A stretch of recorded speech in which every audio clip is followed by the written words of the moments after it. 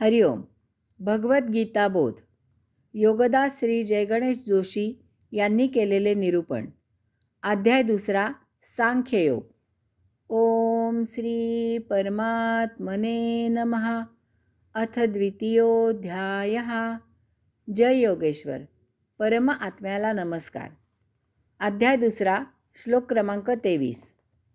न एनं छिन्दन्ति शस्त्राणि न एनं दहति पावकः न च एनं क्लेद्यन्ति आपः न शोषयति मारुतः.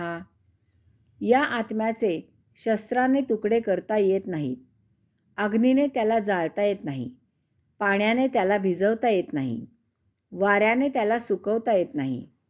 आत्म्याला शस्त्राने तोडता येत नाही, छिन्न भिन्न करता येत नाही. शस्त्र पृथ्वी तत्वापासून तयार होतात. या तत्वाचा आत्म्यावर काहीही परिणाम होत नाही.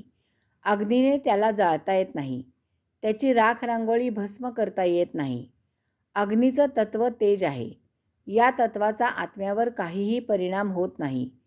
पाण्याने आत्मा ओला होत नाही, त्याला विरघळवता येत नाही.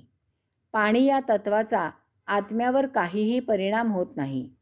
वाऱ्याने आत्मा सुकवता वाळवता येत नाही. वायू या तत्वाचा आत्म्यावर काहीही परिणाम होत नाही.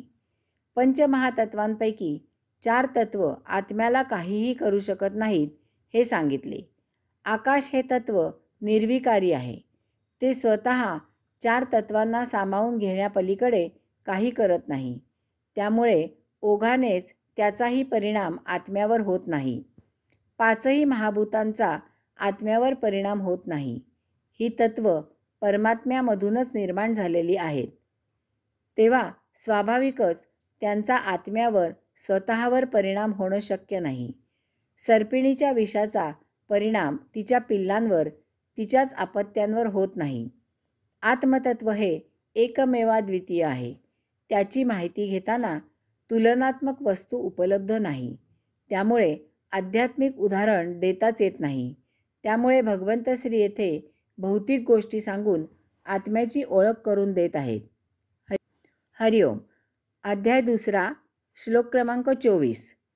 अच्छेद्यः अयम् अदाह्यः अयम् अक्लेद्यः अशोष्यः एवच नित्यः सर्वगतः स्थाणुः अचलः अयम् सनातनः. तुकडे करता न येणारा, जाळता न येणारा, भिजवता न येणारा, सुकवता न येणारा असा हा आत्मा नित्य, सर्वव्यापी, स्थिर, अचल आणि अनादी आहे. आत्म्यावर पंचमहातत्वांचा परिणाम का होत नाही ते येथे भगवंत श्री सांगत आहेत. आत्म्यावर पंचमहातत्वांचा परिणाम होत नाही. त्याचे शस्त्राने तुकडे होत नाहीत, कारण हा आत्मा नित्य, कायम, जशाच्या तसा असणारा आहे. त्यामुळे तो छिन्न भिन्न करून नष्ट होणंच शक्य नाही. हा सर्वत्र व्यापलेला आहे. तो अग्नीतही आहे. त्यामुळे अग्नी आत्म्याला स्वतःला जाळू शकत नाही. आत्मा अचल आहे. एखादी वस्तू भिजली की ओली होऊन विरघळू लागते, विरघळली की प्रवाहित होते. आत्मा तर अचल आहे. तो प्रवाहित होत नाही. त्यामुळे पाण्याचा त्याच्यावर परिणाम होत नाही. आत्मा स्थिर आहे. तो आकुंचन प्रसरण पावत नाही.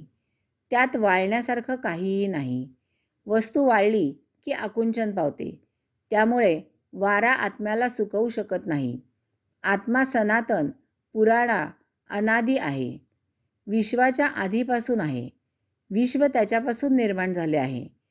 आत्मा विश्व निर्माण करून, विश्व व्यापून विश्वाबाहेर उरला आहे. त्यामुळे आकाश त्याला व्यापू शकत नाही. आकाश आत्म्यापासूनच निर्माण झाले आहे आणि ते आत्म्यातच विलीन होणार आहे. अशा प्रकारे आत्मतत्व निर्विकारी आहे. त्याला कसलाही विकार जडत नाही.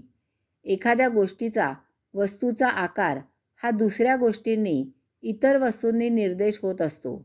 आत्मा सर्वव्यापी असल्यामुळे इतर वस्तूंचा प्रश्नच येत नाही. त्यामुळे त्याच्यावर कसलाही परिणाम होत नाही. हरिओम.